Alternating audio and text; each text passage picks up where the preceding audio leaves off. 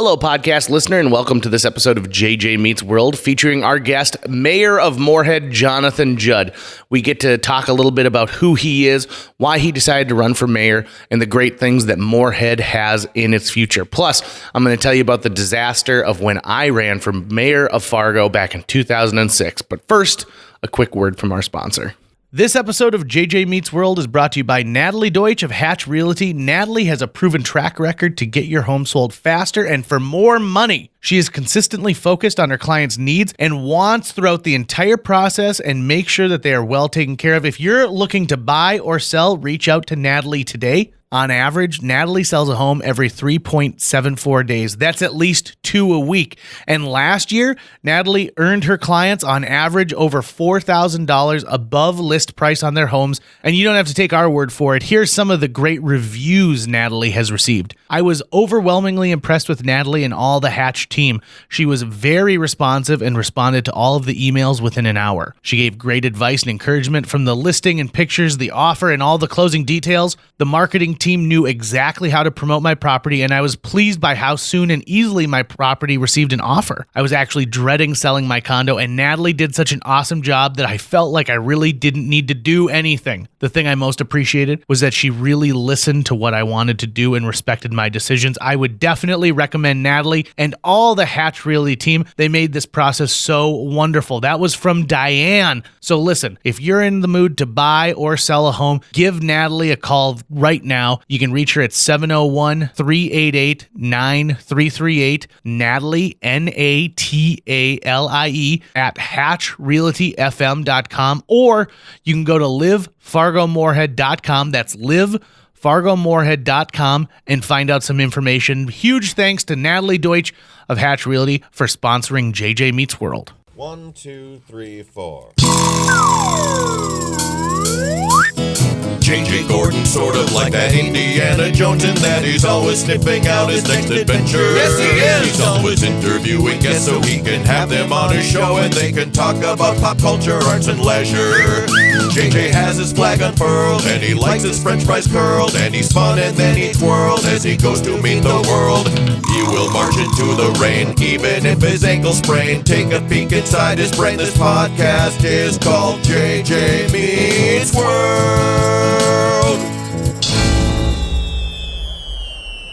In the early part of 2006, I made a decision to do something that some people thought was stupid and then some people thought was smart, but I think is the reason. It's really the culmination. It's the moment that launched the person I am today. I decided to run for the mayor of Fargo. Let me remind you of some of the people in that race in particular. You had John Cosgriff, who was on the city commission for a long time. You had Arlette Preston, who was big into the Democratic Party. And I think she had served on the city commission too. You had Brad Swenson, who had the just backing like there's no tomorrow, like a limitless supply of money going into it. The corporate vote. Yeah. Richard... Well, I can't remember Richard's last name, but he was a media tycoon from like when televisions were being first invented. And then Dennis Wallaker decides to run for mayor. So I am this plucky 22-year-old kid who decides to run for mayor. And I remember doing a piece where they showed up at my work, which was a video store at the time, asking me to be interviewed. Everyone else is wearing suits, and I am wearing Take Two Video polo with my name tag on. But I learned a lot through that. And I will tell you this right now. The Fargo that I talked about at that time is the Fargo we're living in today. For example, I had said, we need to get downtown Fargo to be a winter destination. Let's use some of these open lots and do an ice skating rink. Well, now that's a staple of downtown Fargo. At the time, I was laughed off. I had also mentioned something as small as there needs to be a 4-way stop on the southwest side of Island Park. Yep. Said it's a 2-way right now. It borders all of this stuff. It needs to be a 4-way stop. Now it is a 4-way stop. I even had an idea to get rid of the bulk of property taxes using this bell curve method, which still to this day, I get people who come up and talk to me and say, like, that was a brilliant idea for a way to take care of it. And what it was at the time was when you, the longer you live in Fargo, the less you pay in property taxes. And so it kind of puts the burden onto younger families who typically have more expendable income versus someone who's like on Social Security and is on a more fixed direct income. Right. But there's a basic rate, but then you earn a lower rate by keeping your money here, by keeping your presence here. Yeah, it's an incentive to stay in Fargo, right? Yep. And it's an incentive to continue to own a home in Fargo, right? Rather than move into like an apartment situation. Right. So, and I mean, I get a lot of people who come up and talk to me about that.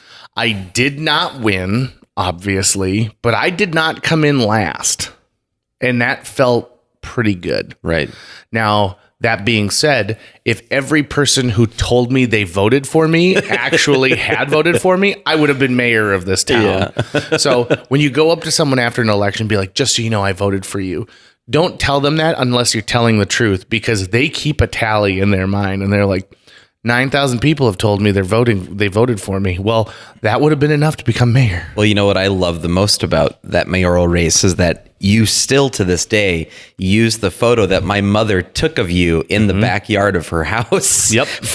That was your official like photo, and that's still your official photo. Yeah. Next to a windy staircase. Yep. We don't live there anymore. It's because I looked good in that. Also, like, my hair was so long. Yeah, it was on point. When I would go to the debates and things like that, it was, I mean, they were like, let's just plow past JJ. But I mean, I really thought that I had some things to say, and I really pushed the fact that we are losing younger generations out of the city all the time. And you know, kids who go to high school here think, oh, I can't wait to get out of Fargo. Right. And why aren't we doing things to make them say, like, I can't wait to continue my life in Fargo? Right.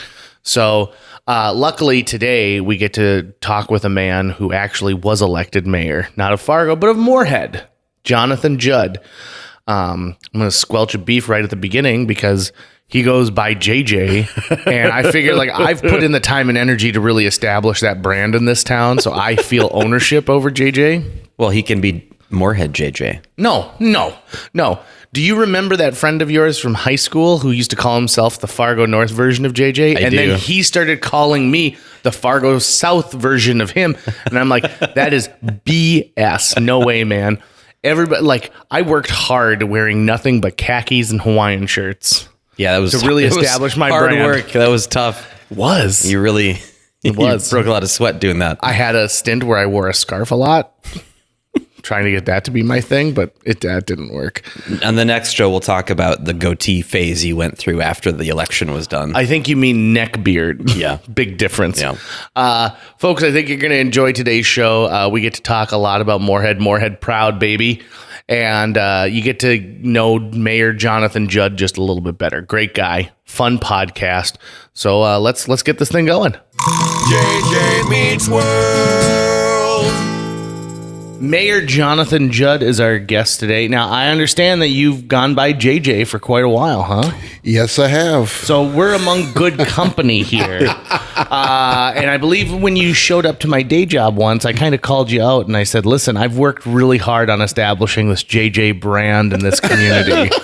And so I don't know how I feel about another JJ coming in to really shake things up around here. Well, correct me if I'm wrong now. I think I'm slightly older than you are. That's true. I mean, that's true. But it's good to have another JJ around here. And I have to say congratulations on being the mayor of Moorhead. Thank you. You hit the ground running. And I mean, can you believe that, you know, what, almost a year has passed? It's flown by, but, I think I have to give a lot of credit to the staff, city staff, and the electeds for helping me along. I think it's been a lot to pick up, but I think when you have such a great staff that works with you to really educate you on those things, it's made it a lot easier.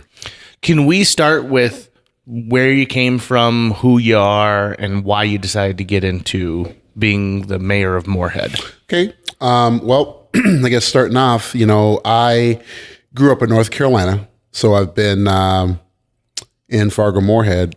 Well, yeah, since 1990. I graduated from Fargo North High School. And So it's Do you hear Tucker. that? Do you hear that? Yep. JJ, Fargo North. A lot of Go Spartans. Spartans. That's right. Excellent. I love it. Best episode ever. All right. So I went there. I went to NDSU for my undergrad, UND for my law school, and part of the reason why I stayed here is because of the folks that I met at Fargo North. You move up from North Carolina to Fargo, and there's kind of a different change and culture that you have to The adjust barbecue up here is just garbage. to. Well, they're coming up. They're making their way up. That spot in the Moorhead Center Mall is delightful. Jay's Smoking Barbecue, Yeah, absolutely. man. I wish they would double every day though, because I can't get there until 2:00, and then on rib day, they're like, "Oh, sorry, we're sold out." Yeah, man. No, I mean, I'm blessed to have Jay's Smoking Barbecue over in Moorhead. It's been a really great addition. But, it's kept me close to home, how, the food is. And that was, again, one of the big adjustments, moving up here is that, things were a lot different. How old were you when you moved up? 17. Yeah. Why come to Fargo? Well, the short version is that I moved here with a family, one of my best friends in the whole wide world, Jason Rosenberg, who actually just sent me a text. He was up here. His dad was the dean of pharmacy at North Dakota State. They moved up here, I believe it was back in 87. And so him and I met in the 8th grade. And, when it's kind of maybe showing my age here, but kind of a Fresh Prince of Bel-Air story where, Mom and I thought it might be good for me to get out of where I was at. Not that everything was bad, Sure. but a There's change. different opportunities. Absolutely. A change of scenery was probably good, in my life at that time. So from him, I came up here knowing only one person. And so that just blossomed from there. And my experience at Fargo North really had a very influential impact in my life because there are a lot of folks that didn't have to, accept me. There are a lot of folks that probably could have just, he's only going to be here for 1 year, things of that nature. But no, I met a lot of good people, a lot of good families, a lot of good parents that really had an influence in my life that led me to stay here. That's great. Yeah. I'm a big believer in the melting pot mentality of Fargo, Moorhead, West Fargo, in that, man, we should be looking at bringing in people of all cultures and people from all different economic backgrounds and people with all different ideals, because we've got a special thing happening in this neck of the woods. And there's opportunity here for so much because the cost of living is so incredibly reasonable. It really is. And, I think we're blessed to have a community also that gives and educates about that. I think a lot of the partners that the city of Moorhead works with, really make it easier for individuals like myself, being a first generation college graduate. I'm only, one of maybe 4 or 5 folks in my family and my age, my cousins, that own a home. Affordable housing being, a big deal around here. I mean, I know we're kind of creeping up and we need to watch that. But for the most part, you're absolutely correct, JJ. Having a community where you can actually try to afford, to start out in an affordable home is a really big deal for people. So law school, that's an interesting choice. Did you have a calling for the law, for justice, for what aspect? I would say that's always been deep in my heart because it was ingrained by my grandparents. I grew up in the Baptist tradition, so we were in church probably 6 days out of the week. Not saying that's bad or good, but it was just the way of life, how I grew up. I think, I wanted myself to be a journalist, to be honest with you. I wanted to be in journalism and hear and tell people's, stories. But apparently my family had some bigger plans for me. So I think being the first generation college graduate, You think sometimes, at least in my case, you have a say in what you wanted to do. But mom was like, no, I think you should go to law school. And I'm like, I don't know if I want to do that. And then, And then you went to law school. And then went to law school. She paid all the application fees, so I wasn't going to dispute that. And so, no, but I think being in the law has helped open doors, obviously, for what I currently do as a public defender. You go in and you have this aspect of being able to seek justice for those individuals, and also making sure that the process is fair for folks, so it doesn't compromise the community. Because obviously, if folks come into the criminal justice system and they feel that they haven't been treated fairly, then it also kind of casts some doubt on how we see justice in our community. So I think that's a really important aspect. Since you hadn't chosen law school for yourself, was there a defining moment either before or after where you sort of realized your passion for justice, that there was a way you could make this career your own, even if it had been sort of chosen for you? Really good question.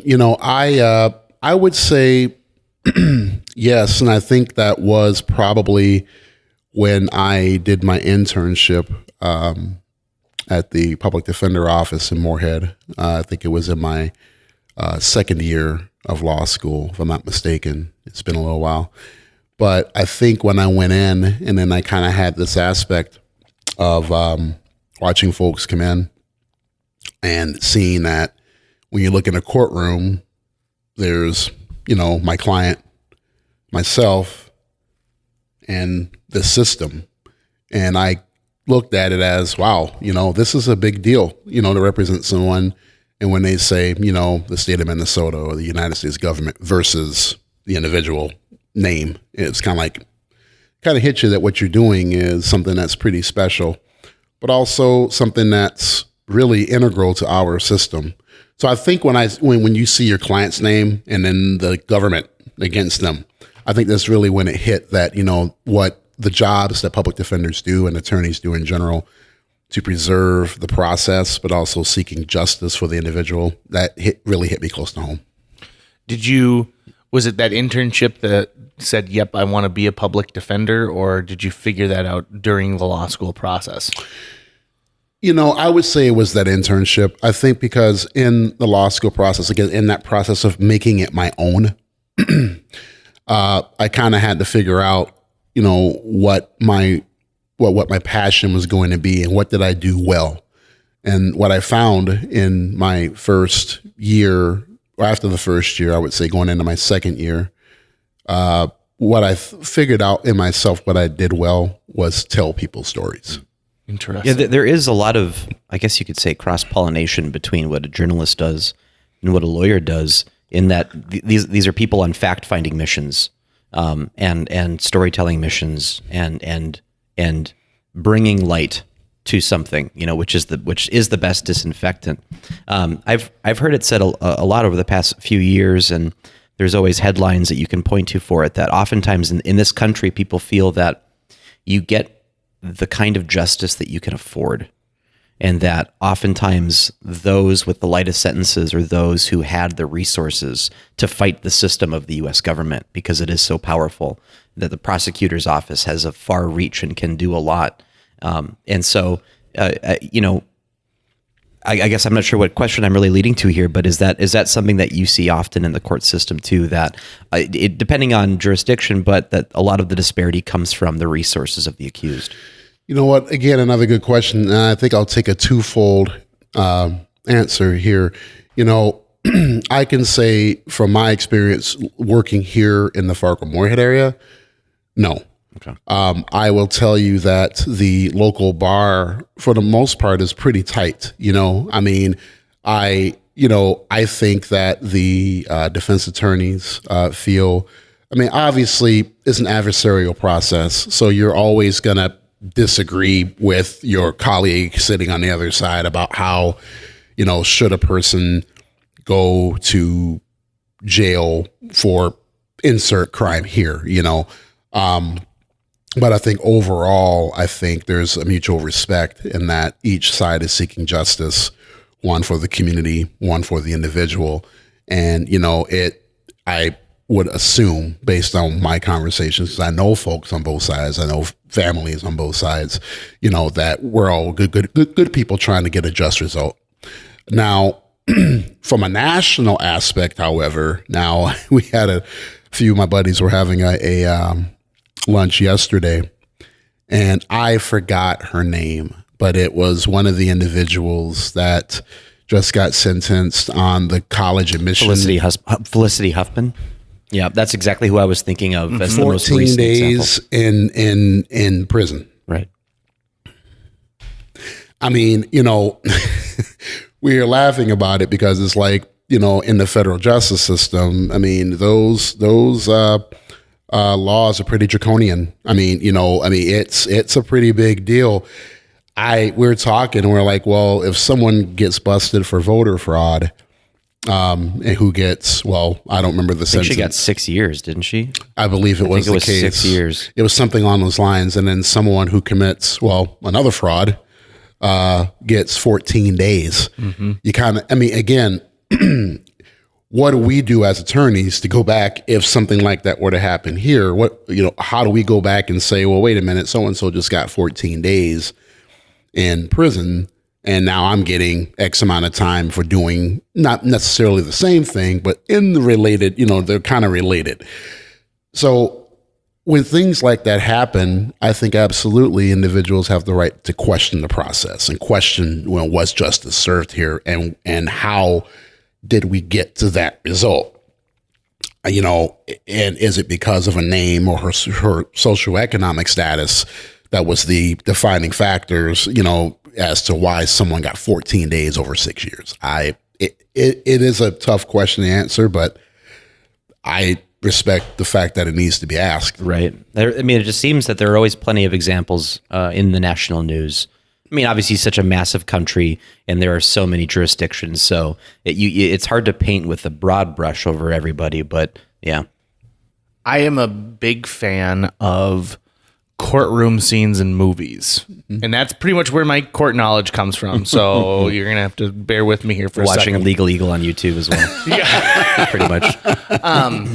But I think that individuals who have to go through the court process are inherently afraid of it, because we've been more or less taught that this is a scary thing. This is a lifetime thing. And it is incredibly difficult to understand if it's not part of your blood and knowledge base. So you went to law school. You had to take this enormous, bar exam. Something that I'm to understand, some people take four times before they finally can get through it. Or in the case of my cousin Vinny, 7 times. And I think that because we don't understand how that process works, it's difficult. I just watched a series on Netflix called Unbelievable. That's based off of a true story about a series of assault cases in Colorado. And a girl comes forward saying that she had been assaulted, and she gets kind of bullied by the cops, and she takes a statement back, and they charge her for putting out making a fake police report. And so she's working with her public defender, who in movies are always pictured as overworked and behind a million things. So I have to imagine there's some truth to that. There's absolute truth to that. Mm-hmm. Yeah, absolutely. You don't have the resources of being on the 85th floor of some high rise with $40 million being spent every year. But she pleads not, he advises her to plead not guilty. And she goes, I don't understand. I'm being charged because they said I lied. And now you're telling me to say not guilty. So I'm saying that I didn't lie, but I'm being charged with lying. And so they kind of walk through this. And I think that all the time. I don't understand the difference between pleading guilty and not guilty. And I think sometimes folks get swept up in the confusion of the legal process. And in your case, you must work with people all the time who are really scared. Yeah, the thing is, and I'll say this right now, public defenders are, and I would say, and I really mean this, are they rank up there. I mean, with any attorneys that are private. We're in court every day. We see a lot of cases. Here's the deal, guys. We don't get to pick and choose our clients. So we represent folks who we take them as they are. There's mental health issues. There's chemical dependency issues. They may not, for whatever reason, be able to, to understand because they only have a 9th grade education. We don't get to pick and choose our clients. So what we have to do, and what makes us excellent communicators, is that we have to analyze how can we explain this to our clients in a manner so that they feel like they're getting good quality representation. And we have to break things down and take them where they are. If you are an auditory learner, then we can talk to you. If you're a visual learner, we have to write it down. If you're kinetic, we have to take you in, walk you through the process. And I also think the public defenders are some of the better trial attorneys for that reason, because when we see 12 folks sitting in a jury panel, we have to analyze their personalities. We have to analyze, and get a read for, what their biases are. There's a lot that goes on, but you're absolutely correct, JJ. I mean, it's a very stressful job because, again, we have to take our clients as they are, and we have to be able to build that trust and that rapport so that they feel that when they walk into this courtroom, they know what's going on. They know we have their back, and they know that we're not just going to sell them down the river, And so you're absolutely correct. I mean, I think I'm not going to take a look at that Netflix show because I'm fascinated to see how the artists, the directors, the producers, the writers portray our profession. And there's been some really good shows that are excellent. Part of the process, and I'll stop in just a second here, is that when we come into the courtroom for the first time, we usually meet our clients when they're at their worst. So normally the short version is when I do my work in Becker County, we have assigned a duty week. We walk in because the person just got arrested the night before. So we have a week. That's how we get our cases assigned to us. We got to build a relationship in about 15 minutes, man. We got to go in and say, okay, we know you're arrested. Here are your rights, blah, blah, blah. We're going to enter a not guilty plea. What do you mean? And then what you said, we have to explain that whole process of why we're pleading not guilty today, why you're not pleading guilty today, and what the rights are that you're going to give up if you plead guilty. And we have to do it in less than 7 minutes, because there's usually 5 or 10 more we have to talk to. Mm-hmm. I've got a friend who was in court and decided I'm going to ask for the mercy of the court, and I'm going to plead guilty. I'm going to own up to the fact that I did this and it was wrong. And his attorney was like, that's a bad idea. Don't do it, because like you said, you give up a lot of rights. And then the judge is even kind of shackled into what they're allowed to do after that.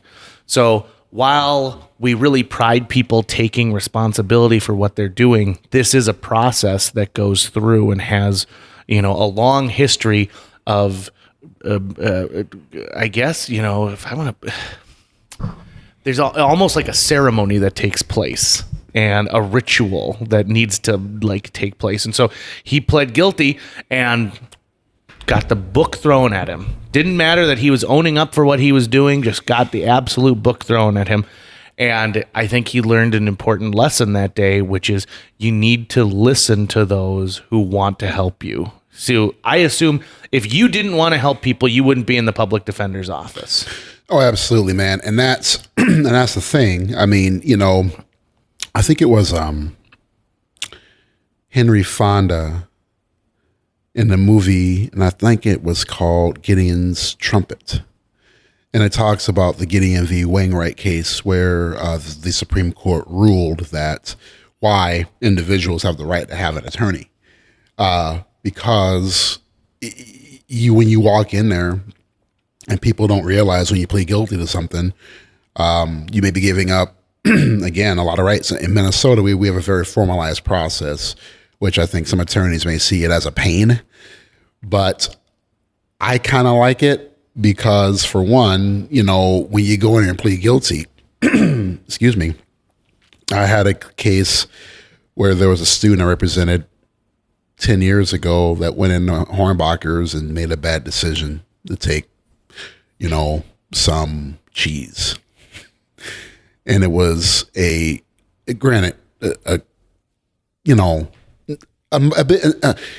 deal to them because obviously they did something inappropriate. But they didn't understand the biggest deal because the student was also looking at going to med school. Mm-hmm. And if you would have had a crime of dishonesty, even though it was a $3 block of cheese, you're not going to med school. And so they were going to walk in and plead guilty. And I'm like, hey, wait, and so we ended up getting appointed on the case. But that could have been a horrible mistake for that person. Life-changing. Big time. Yeah. That's actually kind of highlighting something I wanted to bring up too, is how, at least from where I'm sitting and I look at the justice system, how it seems to be so focused on punitive measures, on punishment specifically, and not necessarily on making someone better. Rehabilitation. That's the word I'm looking for. Thank you. Mm-hmm. Someone makes a dumb mistake where they steal a 3 block of cheese and it's like they've got a scarlet letter on them for the rest of their life in some way. Well, Tucker, unfortunately, that's what our society has grown to, man. I mean, I'm just being honest. I mean, it's what it is nowadays is that people get elected by being punitive, by saying we're going to drop the hammer on folks. We're going to drop the hammer. We're going to do this. We're going to do this, and we're going to do this. Look at me. I'm tough on crime. Yeah, and the whole situation is this: we're now paying more at the back end because now we're figuring out. Wait a minute. Wait, you mean to tell me if we invest money in mental health and chemical abuse issues at the front end, maybe we won't have all these folks in prison? A novel concept. I mean, it's kind of, right. But again, that's not what I think a lot of folks want to hear, because then that means you have to invest money in helping folks that might be, in a situation where you feel like they should be able to do it on their own. And I think we've tried that. It doesn't work. Mm-hmm. I love when you get someone who is bent out there, be like the criminal element, and it's bad for society, and if you break the law, you should pay the price. And then you get someone who says, "Have you ever shared a Netflix password? Have you ever gone above the speeding limit?" And to find out that almost everybody has at least one instance, a lot of people every single day, where they are breaking the law, but their perspective of it is like, well, I'm just doing what everyone else is doing in that case, or it's not that big. It's a silly law or whatever it is. Well, it's not a silly law to the individual who's actually being charged with it. I think of the FBI warning at the beginning of movies and like VHS tapes. Yeah, the most disregarded warning ever given. Here's what amazes me is in the mid-90s, one of the most popular products was a dual head VCR that was made to dub tapes. Now, the companies who are putting out there saying, hey, make a second copy of your home videos. And no one's making a second copy of their home videos. They're renting something at Blockbuster. No one's even watching their home videos. Yeah, right. Right. I've been married a year. I haven't watched my wedding video yet. Hey, I don't know if I can say that. But my wife doesn't listen to the podcast, so Don't worry. But they dubbed that video over. I had good friends who that's how they amassed a giant VHS library. And I thought to myself, here are people, good church-going folk, they pay their taxes, but they are breaking the law every single time. They're breaking a federal copyright law at that point. And how many people in your and I generation, Tucker, downloaded something from Napster? I was just thinking about that. Yeah. And, so to me, I think that there is sort of this real hypocritical feeling towards laws, because you only care if you think it's a law that affects other people but doesn't apply to you. Hey man, I have no dispute. I mean, you hit the nail on the head, man. I mean, that's when people ask me, how can you be a public defender? Well, there you go. I mean, that's The it. public needs defending, Right. for sure. No You know question. what I mean? But, we all can make some sort of justification in life to why we make, certain decisions we do, and then why this is different and everything than what so-and-so did and things like that. It makes people feel better. But I mean, the logic is still there. You know what I mean? It's one of those things where, I think you're absolutely correct. I mean, at some point, I think we just have to be careful, because I think, again, nowadays we judge people by, so-and-so got like a minor consuming. And then, I'm sitting in a group and I'm like, all right, well, Who didn't have a beer before they were 21 over here? I mean, especially, in our area where, I think it's probably toned down a little bit, but I think, when I was, when I first moved here, the drinking culture was a lot different, than what it is now. But I think you just have to be careful about, passing judgments on folks, I guess. You know what I mean? Yeah. Because we don't know what's going on in, their homes. We don't know what's going on in their families, and we're all kind of going through a little something. You know what I mean? It's just one of the things where we just need to kind of scale it down a notch. I would like to add too that two of my favorite superheroes are also public defenders: Daredevil and She-Hulk. They're both lawyers. Daredevil would like fight bad guys at night and then defend those same bad guys in court the next day. Ooh. And She-Hulk's clients are all superheroes that need defense attorneys. And so, just like to put it out there, I don't know of a single superhero that's a prosecutor. I'm just going to put that out there right now. I don't know of one. That's an interesting fact. I didn't know that. By any chance, have you done that thing that the United Way does, where they get a group of people together and then they assign you parts of a family, and they say this family only has $1,200 in income this month, and there's like a daughter, a son, a mom, and a dad. It is one of the most interesting things ever, because you have to decide, am I going to pay my electric bill, or am I going to pay only half the rent this month? I need this much money left over for groceries. And then all of a sudden the daughter comes home and she says, I need this activity fee. It really opens your eyes to the struggles that families are going with. And then they tell you afterwards, they're like, and these are all based on real people that we are helping to serve. It is, it's amazing. And you go to it and it's, there's 200 people in a giant banquet room somewhere, all trying to figure out how they're going to make it to the end of the month. And then you make it to the end of the month and you say, gosh, we didn't pay this bill, but we are all fed. And they go, okay, now let's do another month. And you think, that is every single month they have to struggle with making these decisions. That was my life from, I think I started living with my mom when I was 10, because I lived with my grandparents up until then. And that was still like that with them. But I think for my mom, even when I was in probably, I would say close to when I was in high school. Yeah, man, that was me. I do those things, and they kind of hits close to home, because when I was in high school, when I was 15, I had 2 jobs. I was working at a Kmart, where, again, sounding like the old, I used to go through snow and all this stuff, but except for we didn't have a lot of snow in North Carolina. But I remember I used to bike to work up at Kmart, which was about 3 miles away from my house where I lived. And then I also worked at a athletic wear, like a shoe store that was about a half a mile. And I remember taking a portion of my checks, giving it to my mom, because we didn't even have, my mom would, if my mom were here, she would kill me for saying this, but this is the truth.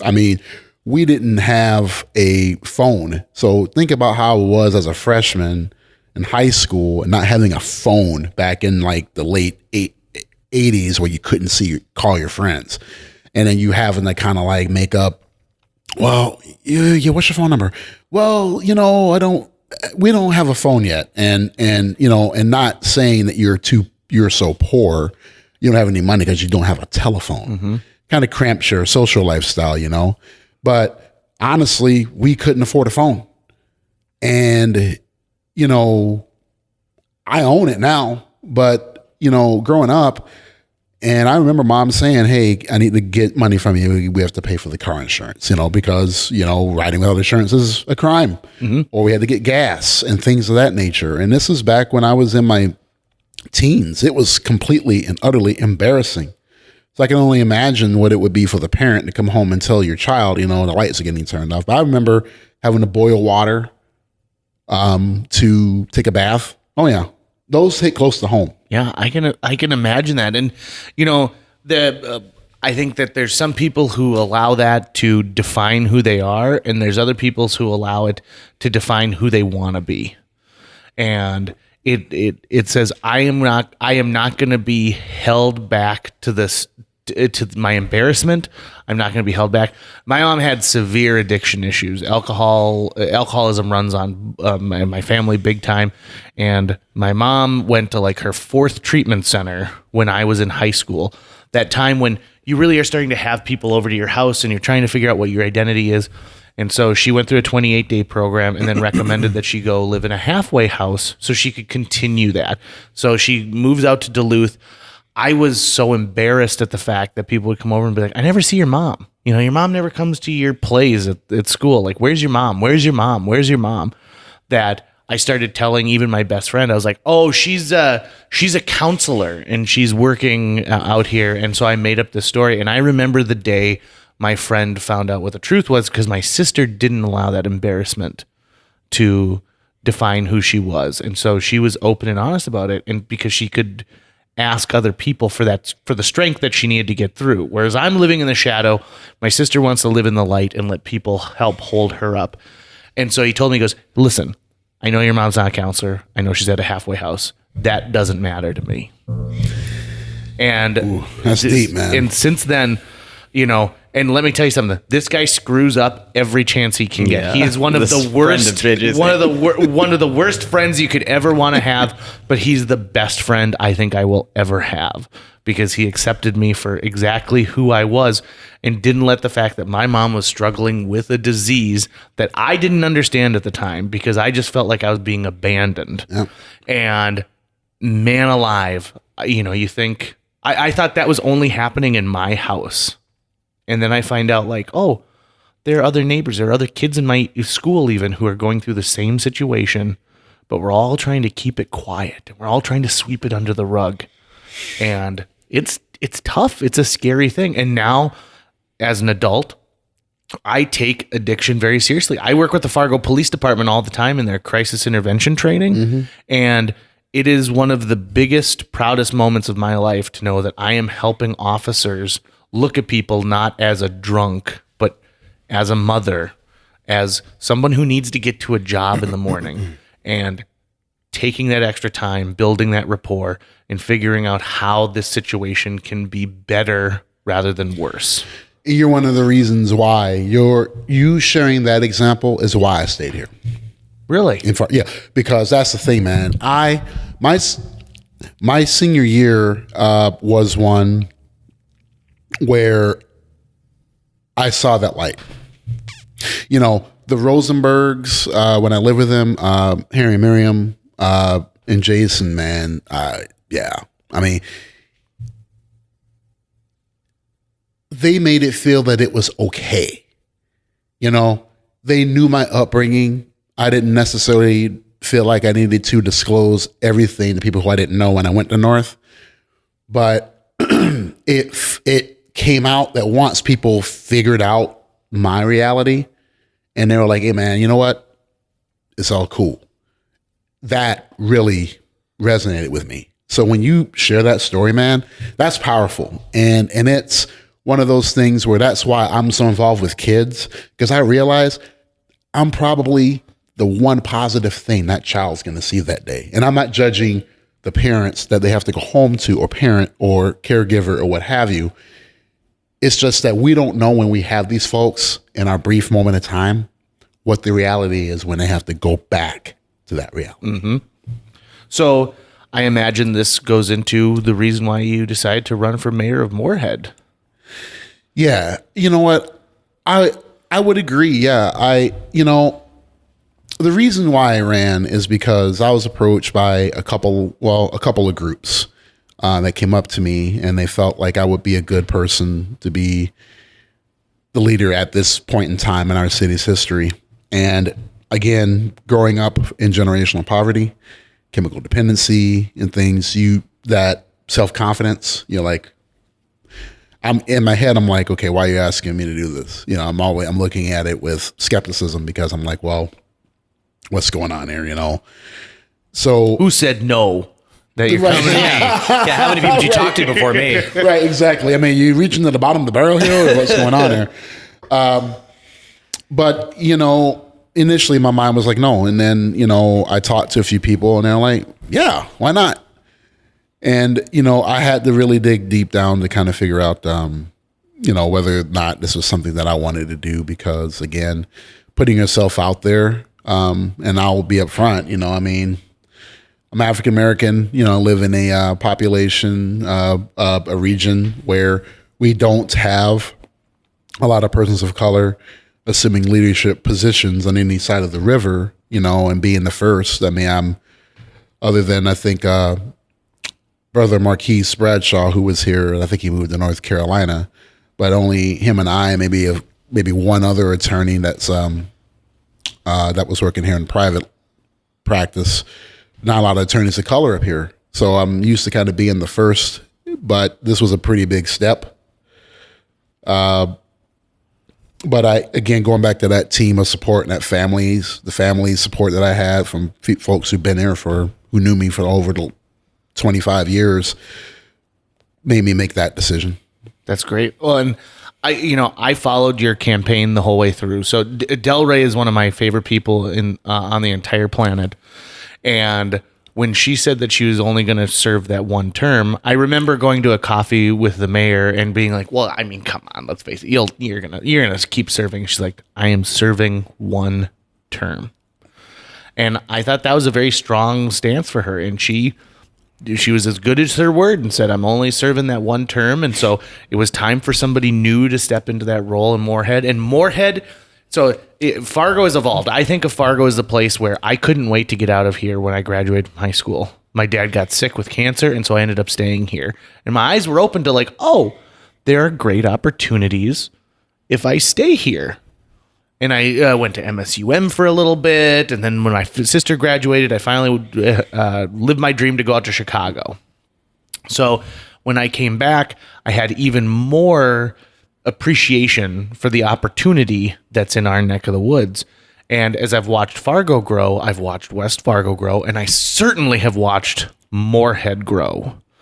I think Moorhead is a vibrant place right now, and I think the Minnesota side of things opens it up more to the art. It's very arts friendly, and not that Fargo and West Fargo aren't, but there's there's a even more of kind of a community feel to the arts in Moorhead, and businesses are being attracted, and people are being population. I mean, that was definitely part of the calculus when Theater B, when we moved from Fargo over to Moorhead, was at what point are you in a state where there are funding opportunities, where there are some infrastructure in place that you can really join and become part of that community, and that was a large part of what made Minnesota so attractive to us. And we love being in Moorhead. Absolutely love being in Moorhead. I love the location we're in right now. It used to be Lincoln Elementary School on the corner of 10th Street and 2nd Avenue North, and I couldn't be happier being in that space. So Moorhead has a lot coming up to it here in the future that I'm really looking forward to see happen. We do have a lot going on. And, the thing is, that's kind of why I live in Moorhead and live in Minnesota. My wife's a school psychologist at the high school. So she has to see, again, kids like we talked about kind of going through crises in their lives. And when I got my job as a public defender after I passed the bar, we just thought it was really important for us to live in the city where we're going to raise our kids and where we work. And that's my loyalty. I am loyal to that city. That city, this area has given me so many opportunities, and Moorhead gave me my shot. And that's where I'll forever be loyal. I mean, I coach my football over there. I I volunteer in nonprofits, or I used to when I had more time. I'm so committed and loyal to the friends and the families and my city that gave me a shot. And I think a lot of that's based on my upbringing. Minnesota does a very good job providing a quality of life. I know people complain about the bottom line, about taxes and things of that nature. But you know what? When I see what that money gets invested in for our economic development, healthcare, we're very unique with a lot of states where we take care of our people. And that's in my DNA personally. It's in my family's DNA.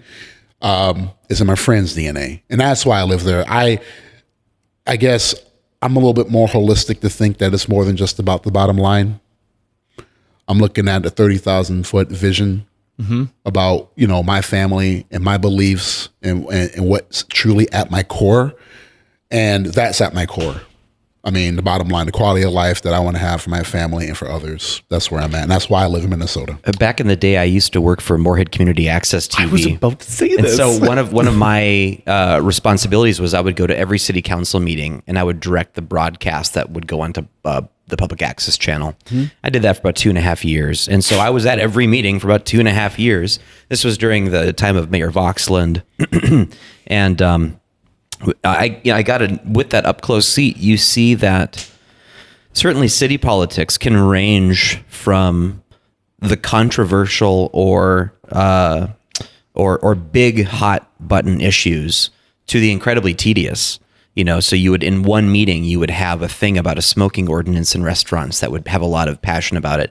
And then the next item would be someone who wanted to complain about a tree branch that was hanging over a sidewalk at a certain angle. And he was afraid, he was afraid it was going to poke out the eyes of children that walked past. And he had to give a giant speech about how children learn by looking through their eyes and blah, blah, blah, blah, blah in the same meeting, right? Oh. And it made me appreciate the kind of patience that it takes to do that job, but also how important it is that that people in that position pay attention to both the big and the small. That regardless of what it might seem like compared to another issue, these are all issues within your wheelhouse and your constituency cares about them and they need to be taken care of. So, has that been a struggle at all when kind of doing that whiplash back and forth between such topics in a same meeting or a day or a week? For me, no. And I think, again, I go back to being blessed, to being around people who have nurtured me and mentored me on how to lead appropriately.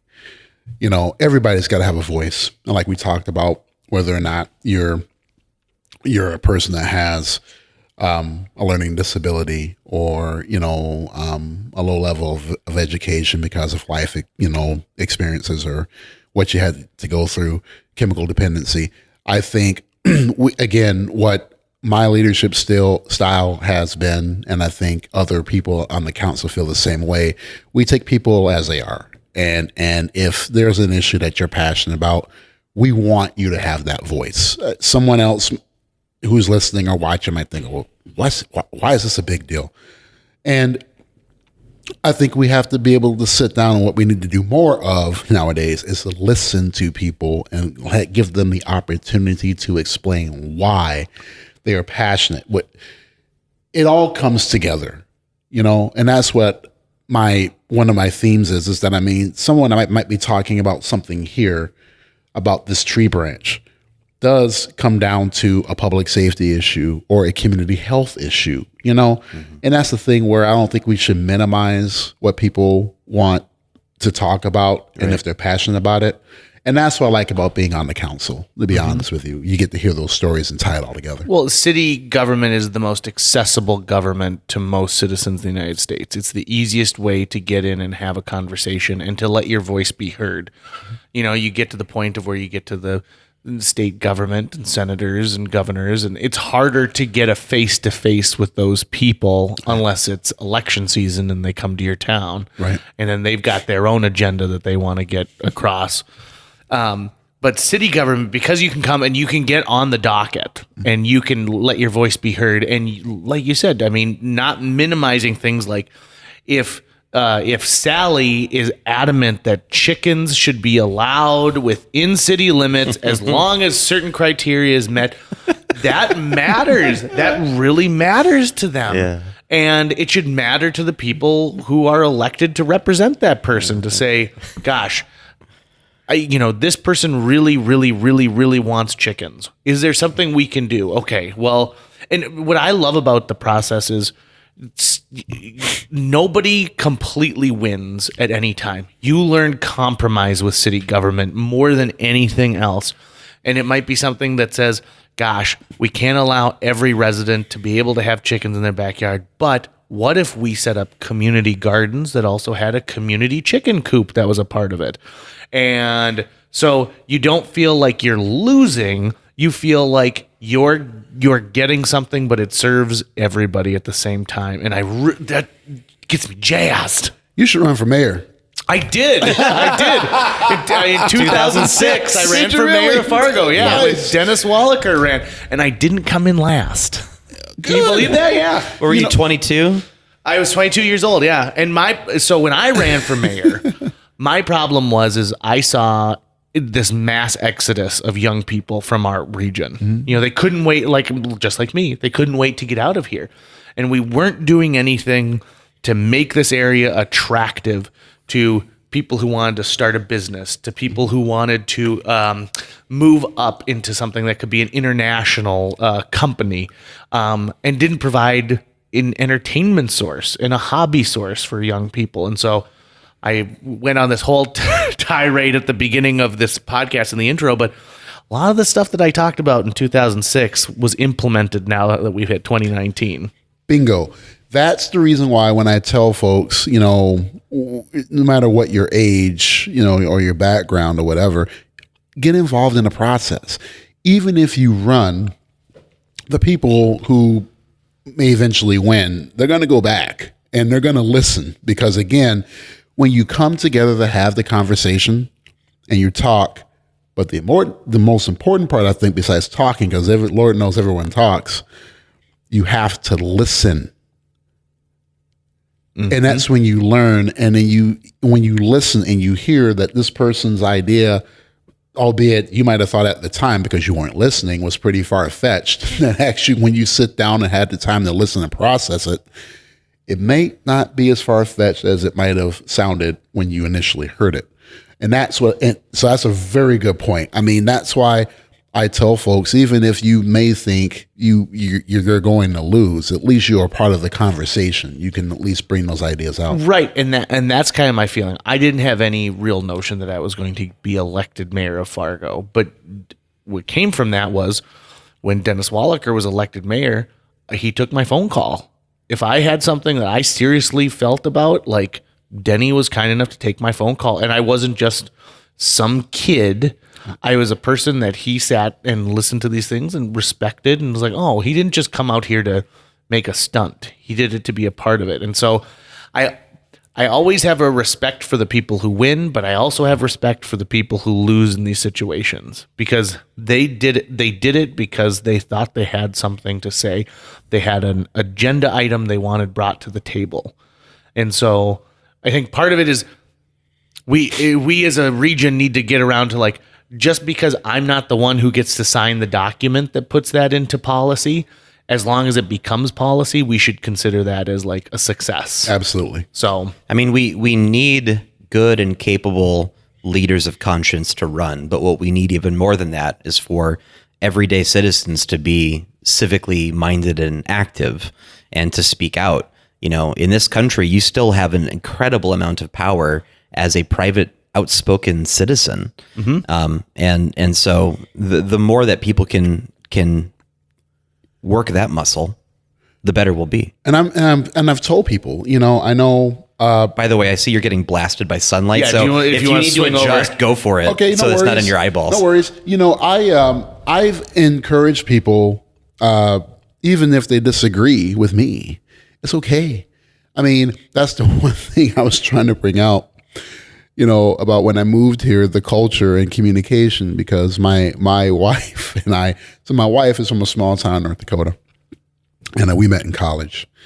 And I'm from obviously Raleigh, and our families are a little different. Where our families, when there's arguments, we argue. We argue, and we argue. We get it out, and there's probably going to be a week where Mom is mad at Aunt Johnette, or whatever, and Aunt Teeny's mad at Mom or whatever. And then, but after a while, it's like, okay, now that we got through this, what are we going to do? And then everybody's back to, sitting on at the dinner table and eating our soul food, But in my wife's side of the family, and you should probably kill me, but I think it is the reality, where in that culture where people don't communicate, it's they're upset with one another, and then they kind of just let it, just sit there, and it's a very linger. Midwestern trait, right? You know what I mean? And so, when we got, when we were dating, eventually got married, it's like, okay, so now we're gonna have to figure this out, because this is how we roll, that's how you roll, and so everything worked out. Been married now for over 10, wow, yeah, 14 years. So yeah, we're doing good.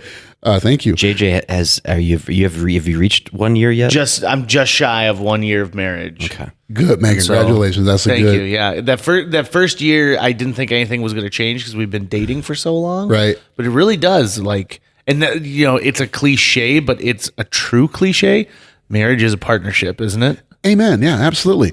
I mean, and again, going back to that compromise, but you have to be able to communicate effectively to get to that point. And so that's why I encourage folks, hey, don't just go home and then while you're at home saying, oh, that Judd, I didn't like what you can email me, you can call me. A lot of folks apparently have my text, be able to text me too. But you can communicate and say, this is why I feel the way that I do. And it's perfectly fine. It's okay to have dissent, and what can come from that. Don't take it as a challenge. Use it as an opportunity to say, if I tell my elected or I tell my council member this, maybe something good can come out of it. And one thing is certainly inevitable, which is change. And so even the times where I'm disappointed by, say, a national election or a referendum or something that goes into law that I don't agree with, we have a country where change can be affected by anyone, and that change comes eventually. It's even built in with term limits and certain things, and we could probably deal with even more term limits in other places. But that nothing has to stay that way forever, and that as long as you have the collective will, as long as you're willing to roll up your sleeves and, as you're saying, talk about it, do something about it, you can affect change. So what do you want to see from Moorhead? Let's say the next 5 years. What are some things that you'd like to see Moorhead excel at, continue to grow with? Well, what I'd like to see in the next 5 years, we've got a pretty big referendum that's coming up with our school district. And even though that's distinct from, the city, I keep telling folks, pretty much in our DNA is education. I'm going to tout the Moorhead Public School District whenever I can, because, for one, I do believe that when it comes to academics, the arts, we definitely hold our own in the region and the state. So it's really important, I think, that we have that referendum pass. $110 million. I think with the average household, it could vary anywhere from $8 to $10 a month. It's a smart investment for our community. So I would hope that we see that take place. With that, we're going to have a nice performing arts center. We're going to have nice activities, athletic facilities for our children. So it's going to be a good balance to build a well-rounded high school student. With that, the Career Academy that hopefully will come out of that, if that referendum passes, is going to be a game changer.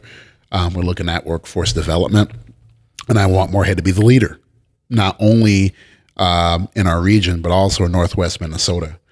I also would like to see, I think we have started the planning, and we're asking for bonding money for a community center. I think when I hit the campaign trail, A lot of folks really wanted amenities. We want our young families. We're busy. We're running kids to activities, whether it's play practice down in Trollwood, or at the high school, or at the middle school, or orchestra, or to the lacrosse game, or the football, whatever. We're busy. And so when parents need to have a place to congregate, a place for their students to go, a community and aquatic center is essential. Ooh, right. The elderly folks who I've talked to, they want a meeting place. They want to have a centralized location where they can come and meet. They can go get a coffee. They can go pick up lunch, that downtown synergy.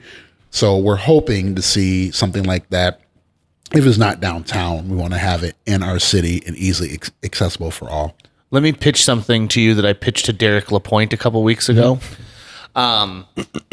So I don't know what the plans are for the old Herberger's location in the Moorhead Center Mall, but it is, that to me is it's a special place. It's got a covered parking ramp that's next to it that can accommodate a lot of vehicles.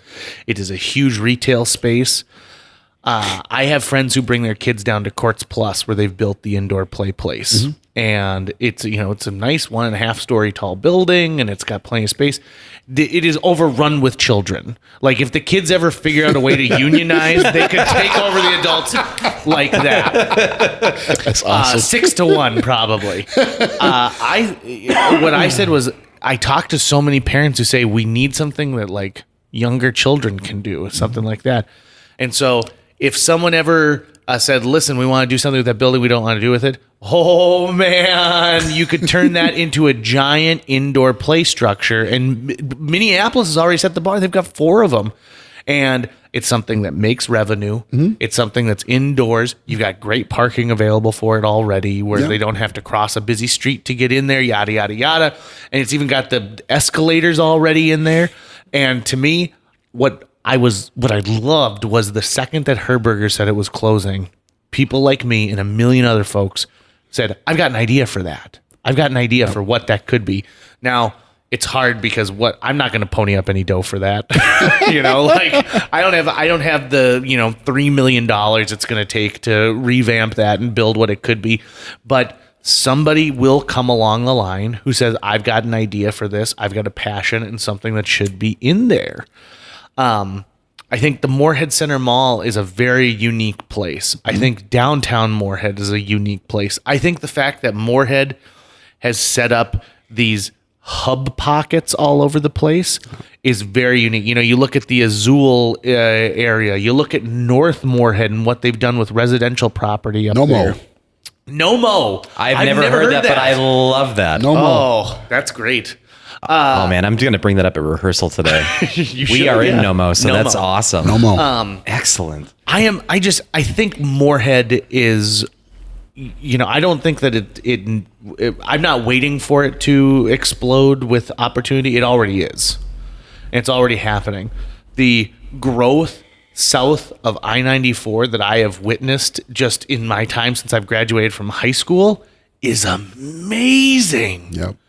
And you know what? When you get down to that Blue Stem area and you see, boy, they got a long ways out there. They got plenty of more space to keep growing out here. Yep. JJ, it's really cool, man, that you said all that, because, here's the thing, I think, and I talked to folks and I made it, known on the campaign, that I'm all in on downtown.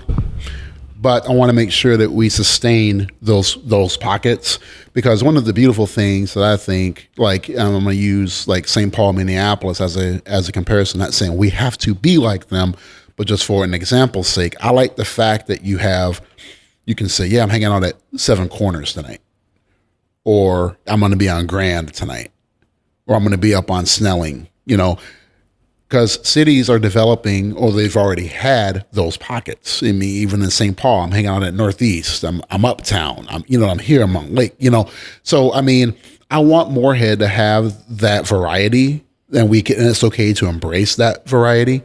And that's why I always say, Nomo, because I think, there's Nomo, apparently SOMO is catching on as well. Dude, thanks to Nikki Berglund and the folks Right? from Luna, they love that idea. Soul Avenue, absolutely. And I saw Nikki last night, over at Rustica, and I mean, we want to be, and again, we're going to keep Moorhead the way Moorhead was. I mean, when we talk about Ralph's and Kirby's, I mean, we truly believe we are the center for the arts. I mean, with Theater B, we have a lot that's going on over there, and we're going to own it and make it our own, and we're going to transform it. But I also think that it's important from the economic development side, because other entities, and I brought this up to the state house, the bonding folks that came up here where we're making our pitches, our asks for these projects. Even outside of the Red River Valley, our local towns in Northwest Minnesota are looking to Moorhead. I mean, we are the largest city in Northwest Minnesota. We are the economic hub, or the core of the economic hub in Northwest Minnesota. So these cities and towns are looking to us for leadership, and they're looking at what we are doing so they can take that and model that in their own towns. So having a strong infrastructure, because our infrastructure is aging, investing in that, investing what we do well, education. We got 3 colleges, man. We have a vibrant college community, walkability, bikeability, having these pockets of communities and neighborhoods with their own identity. That is what's pumping me up about being the mayor of Moorhead, man, is that we're seeing all these conversations, all these ideas coming together, and it's going to be a really big thing for our city.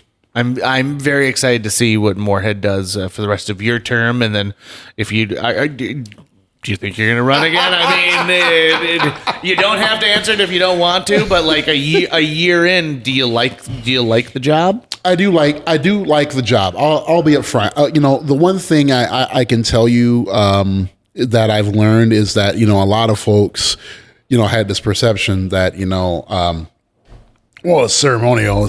All you do is just show up and do this. I'm like, no, there's a lot more to mayor than having it being like a ceremony, just running the meetings. When we're looking at policy development, economic development, and things of that nature, going on the lobby for all these asks, there's a lot more to this, job that I thought than people believe that it is. It's not just ribbon cuttings and reading a book at the library. Absolutely not. And managing, having a great city manager, Chris Volkers, learning a lot from her, Derek LaPointe, Downtown Moorhead Inc. There's a lot to pick up on this and how this all works in a much bigger picture. So I can tell you honestly, I'm having fun. I'm happy to be a part of the team. It's been very busy. It's been a big transition for my family. Because I'm not at home. I think my wife and I just saw each other last night. I actually had a conversation for the first time. What a novel thing. Right, you know what I mean?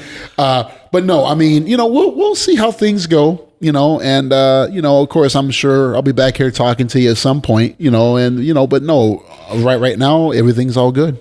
Well, I want to end this with a compliment for you. So I was at State of the Cities, way back when, having a breakfast and listening to how all the mayors are feeling, and no shade at all to Mayor Mahoney here or Bernie in West Fargo, but or Mayor Chad. I was going to say, yep. On the east side of the Red River, the presentations were based around passion.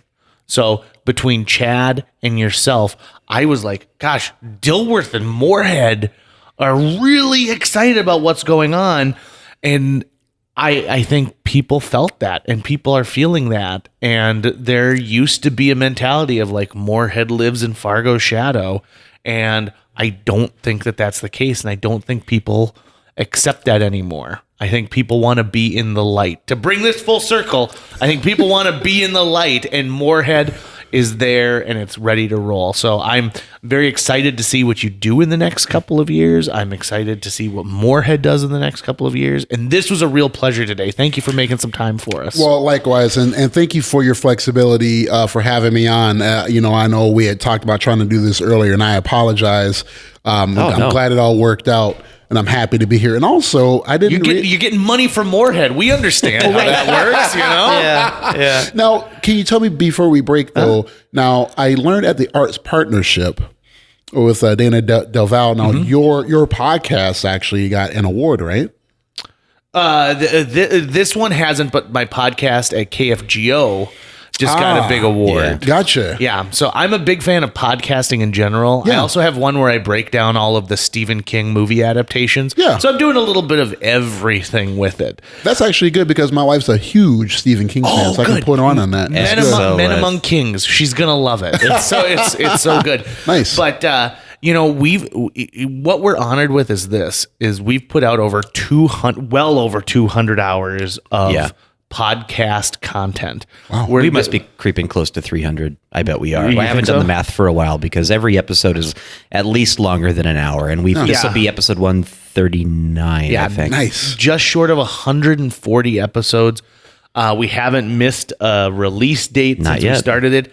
And Nice. the ultimate goal is to continue, like you were saying, these conversations with people and find out what people's passions are. So whether you're the mayor of Moorhead or you have a hot dog cart or, we've had people who are nationally renowned celebrities. We've had Academy Award winner, Richard Edlund, who worked on Star Wars on the show. Nice. And then we've had, just friends of ours from high school that, the premise. Dana was on as well. Yeah. The premise of the show is we're trying to get JJ to meet every person on planet Earth. So we're about 138 people in so far, and we'll get there. We'll get there. Yeah, That's awesome. We're pretty lucky, and we're pretty blessed. Even like our studio itself.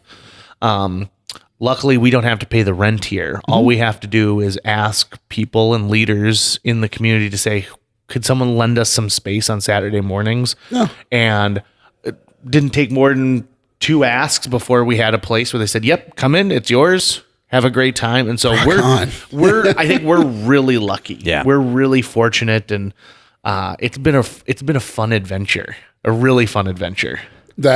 And that's what it's all about, man. You guys appear to be having fun, having conversations, and it's so natural and organic, man. That's what I really appreciate it. So thank you for having me on. Thanks for coming on. I've loved this conversation. You're not technically the first Moorhead City government person. We had Sarah Watson Curry on the show, but That's cool. that was more a conversation of when we all worked at the Fargo Theater together, slinging popcorn and sodas back in the day. So Although we would love to do an episode at some point where we get all the mayors on and just have the 4 mayors come in and just do a roundtable chat, all 6 of us, I would be down for that. Awesome. We'll make that happen. Cool. awesome. Hey, thanks, Mayor Johnathan Judd. Thank you. If people want to get a hold of you, if they want to find you online, what's the easiest way to find you? Does the city have a portal? Yeah, so and I'm glad you brought that up. So real quick, for folks that want to have me go to events and things of that nature, speaking engagements, please use the Johnathan.Judd, my first name last name at ci.moorhead.us. I'm sorry, .mn.us. Or just Johnathan.Judd at cityofmoorhead.com, because I got a lot of folks that reach out to me on Messenger and whatnot, and they may fall through the cracks because I got 4 different emails I got to check every day. So, 4 emails. You got 2 phones sitting in front of you. Right, You're a busy man. So, but also Mayor Johnathan Judd, that's my Facebook page too, to kind of get a feel for what's going on in Moorhead. Also updates on what's going on in the city and things of that nature. So probably those 2 things. I'm trying to keep up, guys, trying to be on Twitter and Instagram and all the. I mean, I can't keep up. It's I almost need to get my kid involved to help me. Well, Tucker and I are a 2-man team, and we barely get our Facebook updated once a week. Yeah. So I feel you, man. I feel you. All right. Well, hey, great episode. Thanks for coming in. Thank you for having me. A huge thanks to Natalie Deutsch of Hatch Realty for sponsoring this podcast. Folks, if you're looking to buy or sell a home, contact Natalie Deutsch today, because Natalie Deutsch is not only a previous podcast guest, she's somebody who's going to care enough to sell your property for top dollar. She's also going to find you the best price possible if you're purchasing a new home. Last year on average, Natalie earned her clients $4,000 over list price on their homes and sold them faster than the market average. On average, Natalie's selling a home every 3.74 days. That's 2 homes a week. Those numbers don't lie. Find out why Natalie is one of the top agents in this entire market. Get a hold of her today, Natalie at hatchrealtyfm.com. You can also call 701-388-9338 or go on to livefargomoorhead.com. That's livefargomoorhead.com. Read all of her amazing reviews, and then listen to her episode of JJ Meets World. Thanks again to Natalie Deutsch of Hatch Realty. That's going to wrap it up for today's show. If you enjoyed this episode of JJ Meets World and would like to help us continue to produce 2 new episodes every week, you can donate to our Patreon. Check out patreon.com/JJMeetsWorld and donate today. Even as little as $1 a month can go a long way. Visit our website at www.jjmeetsworld.com or hit up our social media. We're on Twitter, Facebook, Instagram, all the sites the kids are using these days. If you'd like to stay up to date on new episodes of JJ Meets World, you can find us on iTunes, Google Play, Spotify, Stitcher, iHeartRadio, YouTube, or wherever you consume the podcast that you love. JJ Meets World is produced every week by Tucker Lucas. You can find out more about Tucker's work by checking out www.moonbasemaria.com. If you want to get in touch with your host with the most, go to linebenders.com, and you can find direct contact info for JJ. All right, now that I've settled that thing with Johnathan, Judd, another JJ Abrams, you better be ready. I'm coming for you.